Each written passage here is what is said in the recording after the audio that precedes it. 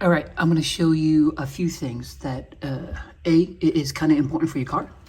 B, is going to save you a lot of money, right? So today what I'm going to do is I'm going to replace the coil pack.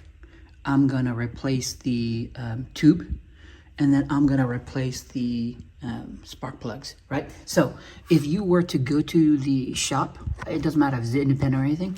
I also have a mobile guy that comes by from time to time, right?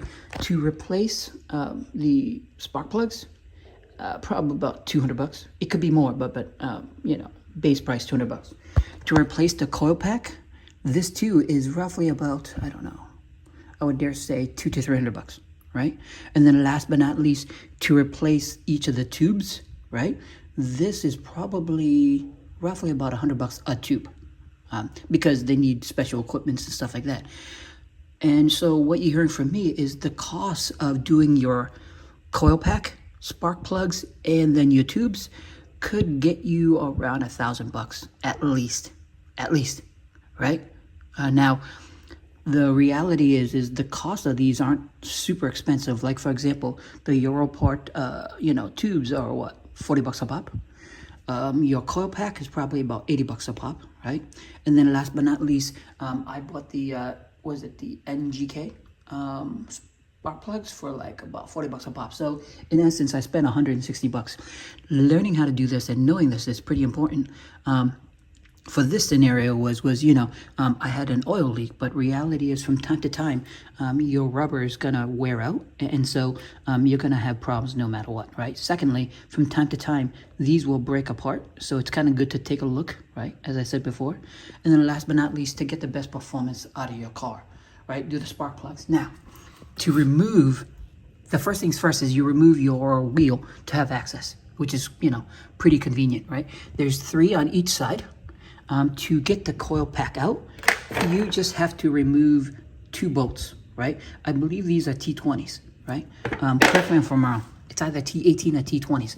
But if you remove them, these will come straight out. It will be tethered to a power source, right? As you can see from here, you just click onto this and you can remove it from the power source. That's that.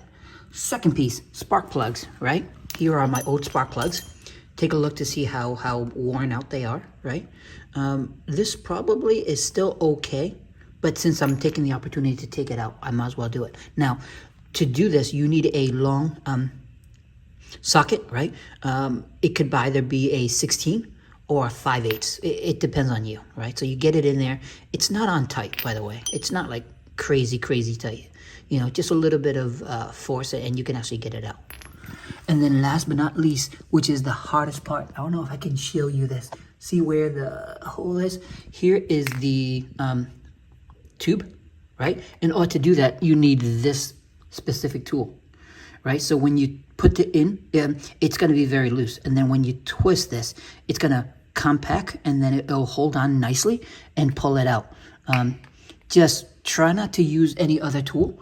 This is fairly cheap. I think this cost me like $8. By the way, right?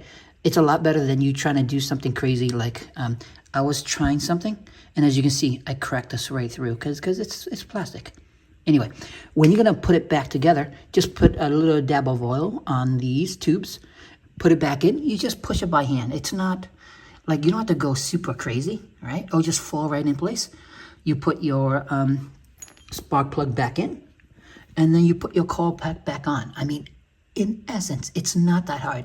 I didn't record it when I was doing this just because, to be honest with you, I think you all can do it anyway.